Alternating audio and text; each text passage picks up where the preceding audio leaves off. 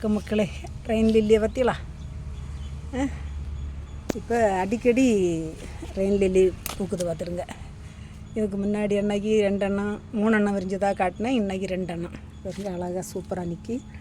இதில் வந்து வல்லாரை, அந்த ரெயின் லில்லிக்க மூட்டில் வல்லாரையும் வளர்ந்து நிற்கி. வல்லாரை வந்து குடல் புண்ணுக்கெல்லாம் கொள்ளாமல் பார்த்துருங்க. எப்படி மழைக்காலங்கள் இங்கேயும் ஒரு மொட்டு நிற்கி. கேருங்க, இது நாளைக்கு என்ன விரியம் போல இருக்குது. இங்கேயும் ஒரு மொட்டு நிற்கி. இனி மொட்டு வருதா என்னன்னு தெரியலை. பாருங்க, இன்றைக்கி 2 பூ விரிஞ்சிருக்கு. நாளைக்கு ஒரு மொட்டு விரியும். இப்படி இதை பிடிச்சிருந்தா லைக் பண்ணுங்கள், ஷேர் பண்ணுங்கள், சப்ஸ்கிரைப் பண்ணுங்கள். பூக்க அழகை பற்றியெல்லாம் அழகும் கலரும் சூப்பராக இருக்கா.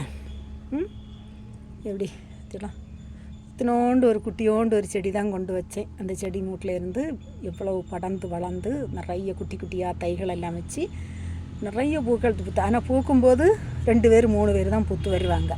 அதுக்கு மேலே நிறைய பூக்க மாட்டாங்க. சேர்ந்து பூத்துன்னா பார்க்குறது கலகன்னு வெள்ளை கலர்லேயும் ஒன்று உண்டு. அது இதுவரை இன்னும் பூ வரல பார்த்துருங்க. பாருங்க, வணக்கம். மழை காலங்களில் பூக்கிற பூ ரெயின் லில்லி. வணக்கம்.